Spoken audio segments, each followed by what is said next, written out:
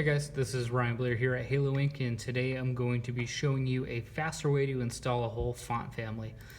So typically most people are going to go in, they're going to select them all, right click them and open them. Now you have to go through and you have to click install on every single one of these. Well, I don't know about you, but I don't have time for that. So here at Halo Inc. we have this fonts farm folder on the farm. So if you go ahead and you just drag them into fonts, and then we go and we find them. Some of those are already in there, so we'll just go ahead and skip those. And it was Railway font. Okay, so here's all our Railway fonts. So now all you have to do is shift and click to select all the ones that you want to install, and they don't necessarily have to be in the same font family.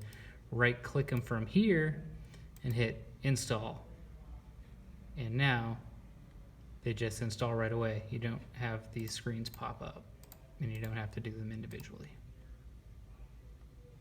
Hope this helped. Thanks.